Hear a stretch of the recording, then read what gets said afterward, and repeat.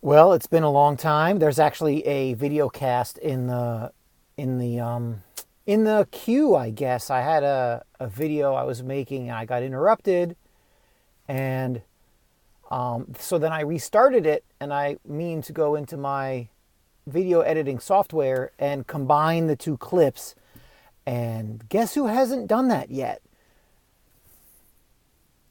So yeah, this is actually not the first clip. If I have one from 2020, I'm not sure, but I think I talk about 2020 vision in a clip that is on my computer and not on my YouTube channel. So this will get uploaded before then, because I figured out, after having an iPhone for about, let's see, it's 2020. I probably got my first iPhone in 2014 or 15. I did not have an iPhone right away, actually. I didn't have a smartphone right away. I had a kind of a sideways, jammy flip phone thingy for a long time. I loved it. And I was like, iPhone's overrated. So shows you what I know.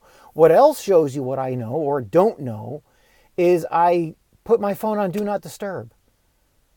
And I can do this and go for 15 minutes and not get disturbed.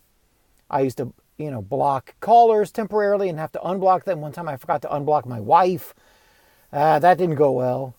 And so, anyway, welcome to the TFT, the Freelance Teacher video podcast. And so let's chat. There are 2 or 3 things I'd like to talk to you about the previous year and my time with teenagers, and some hard and fast truths that we've figured out. And one of them is the Asch Conformity Experiments, and the other one is the role of emotions over fact and reason. And I've talked about these things tangentially before. I'm going to focus on them now because they're vital. And it's one of the things with 2020 vision is there are certain things that you need to be reminded of constantly.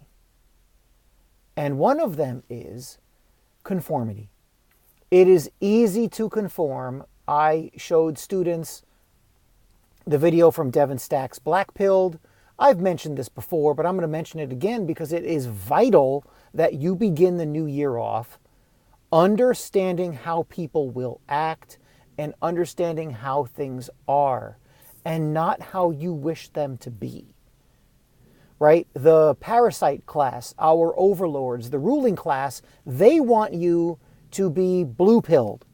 The documentary from the 1990s, 98 I believe, called The Matrix, and it shows you that you get a red pill or a blue pill, and the blue pill is, if only we can elect more Democrats, things will be better.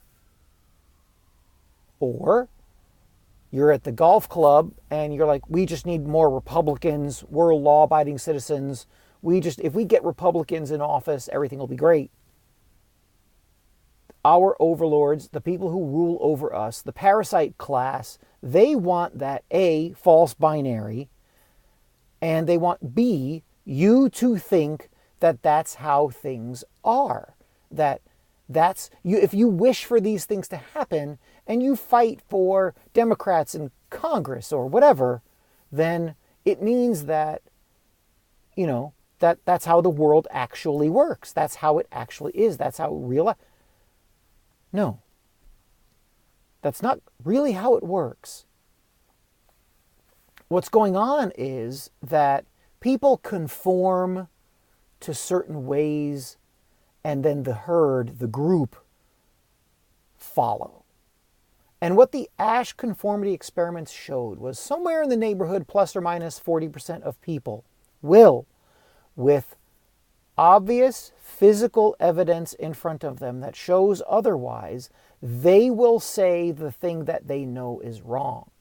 And Asch was a person, A-S-C-H, and what he did was he put up lines, right, a line 3 inches long, and then he put up a mix of lines, only one of them was 3 inches long, and he had the group in on it.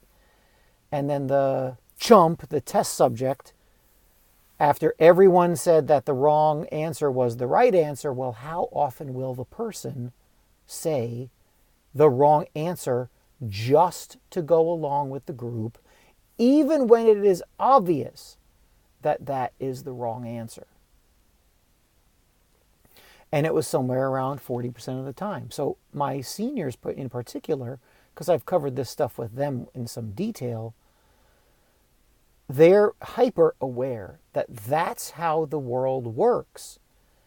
And it's simply parasite class at the top of the heap, and they get the groups of people who will conform without question.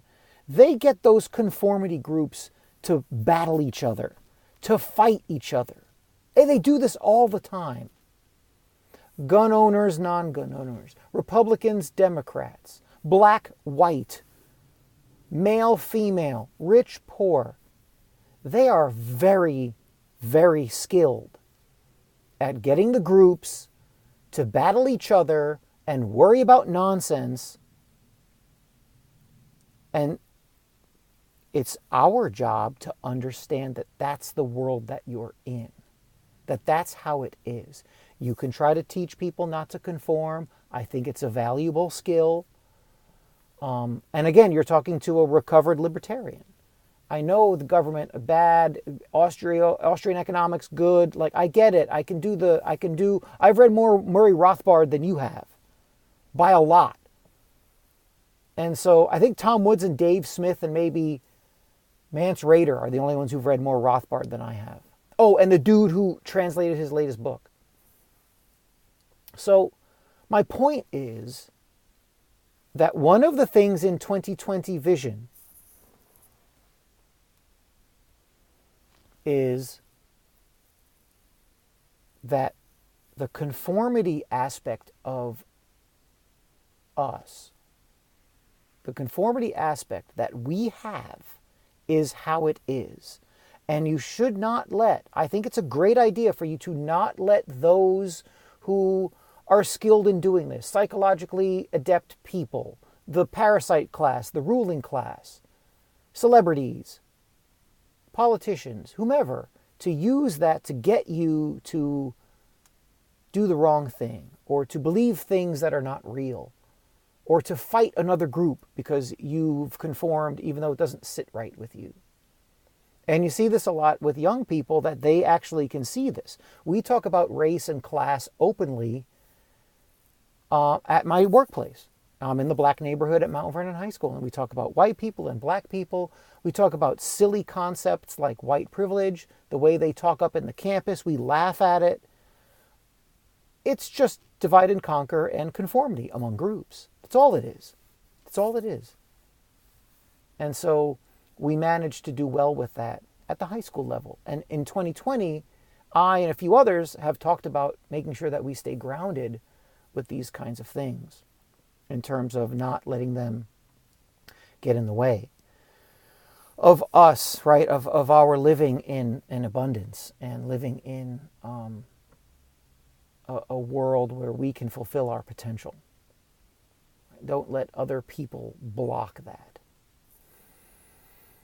The other thing that I wanted to talk about is I found out that during the New England Patriots practice, this is the second thing, entitled Do Your Job. And one of the things in New England's Patriots practice, it was Vox Day who brought this up the other day. I might have read this because I like sports and I follow sports. But on the scoreboard during practice in the New England Patriots practice facility, up on the scoreboard it says, not numbers, not news, not other NFL bits. It says, do your job. And it's one of those messages that is elegant in its simplicity, as my buddy Lou used to say. Elegant in its simplicity. And what it means is, if you're a defensive lineman, your job is to do what the defensive lineman is told to do in that play. If you're a tight end and they're running a certain play where your job is to do that route really well and catch the ball, that's your job. Do your job.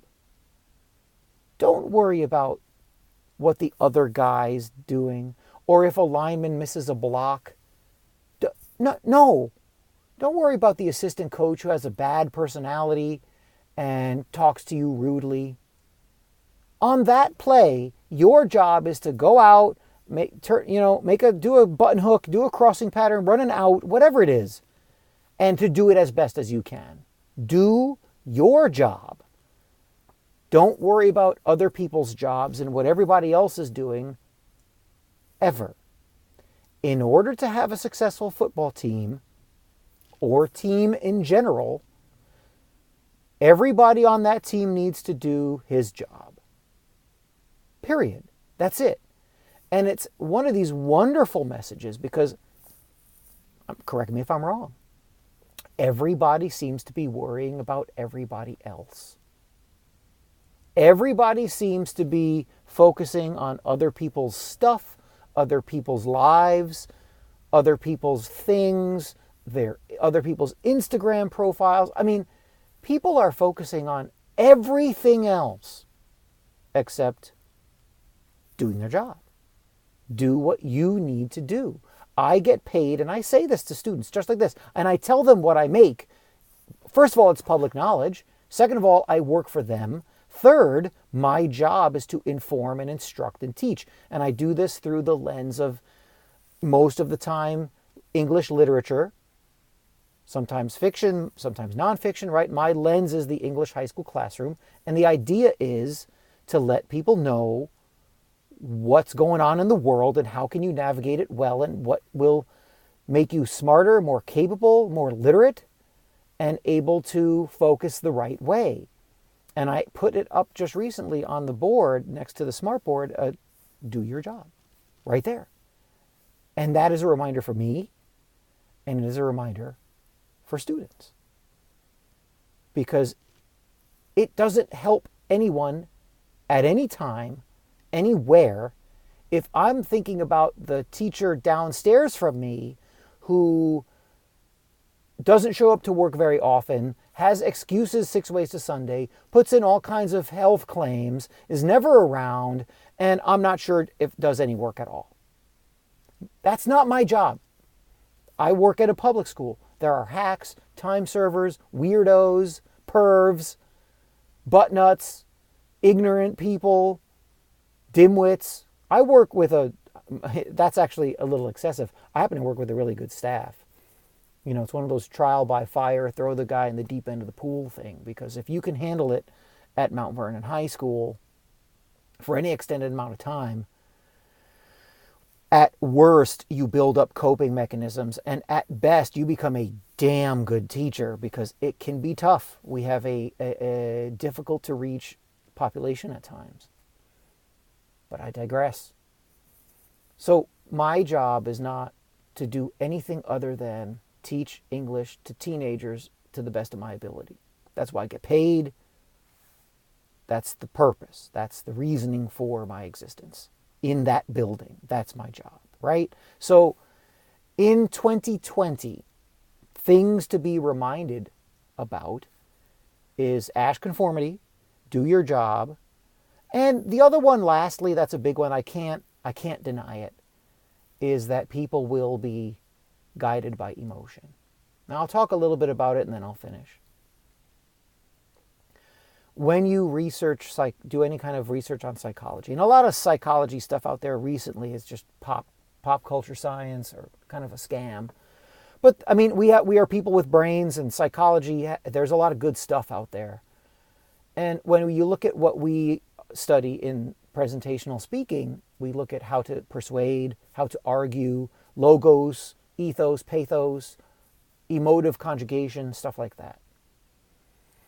And we do things other than logos. Remember, logos is the word. Logos is logic and reason. It's here is what you got.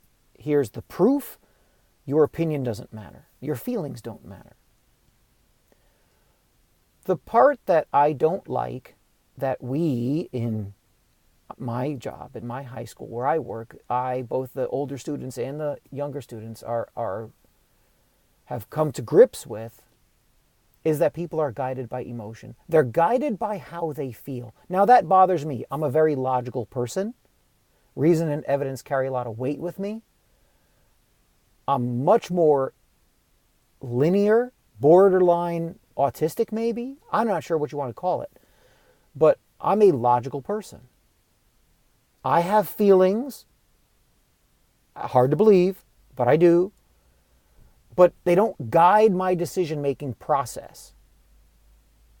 However, the majority of people, and this was seen in the documentary with Torches of Freedom with Edward Bernays, it's seen in advertising, it's seen in sports, it's seen on social media, it's seen particularly Twitter. How you feel, how people feel, they use those feelings to dictate their actions. And that is unfortunately the majority of humanity, particularly the modern American. It is one's feelings that dictates the action, which is ridiculous, but that's how it is. And so 2020, another bit of this clear vision 2020 stuff is Asch Conformity, do your job, and people are guided by their emotions. Those three things. You have to know that. In order to navigate clearly, to see things the way they are and not that you wish them to be, those are vital, vital concepts. To use an easy example, Donald Trump makes a lot of people feel bad. Orange man bad. The orange man makes a lot of people feel bad. And not just cat ladies with blue hair and a nose ring. There are other people of more substance, and Donald Trump makes them feel bad.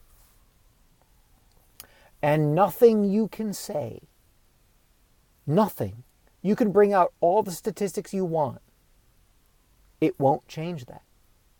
That's how they feel, and nothing will change. I don't know what to tell you. That's how it is. So when you see somebody shilling for Democrats or Barack Obama or Hillary Clinton, and then you bring up Donald Trump and they feel terrible, or one of these Trumpanauts, and you say, well, look, here's what went on in the Obama administration that was fantastic. Or here's what the good thing about Jimmy Carter. Or, I mean, you could pick. Politics is an easy one. There's a lot more stuff of substance to discuss. But when politics is an easy one because it's that fake left versus right nonsense. And people feel a certain way. And you're not going to change it. No matter what you bring up. And then, unfortunately, what happens is people lose family, they lose friends because people feel terrible and they got their feelings hurt on Facebook. I think that's ridiculous. I find it silly. I didn't in the past. I'm not immune to this kind of thing. I know more now than I did then. That's why I'm sharing it with you.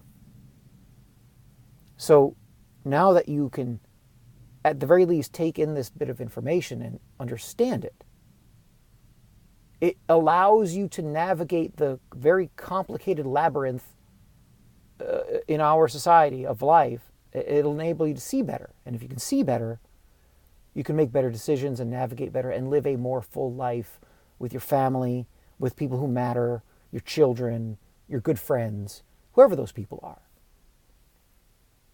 I'll talk to you next time. Happy late New Year if I didn't say it already.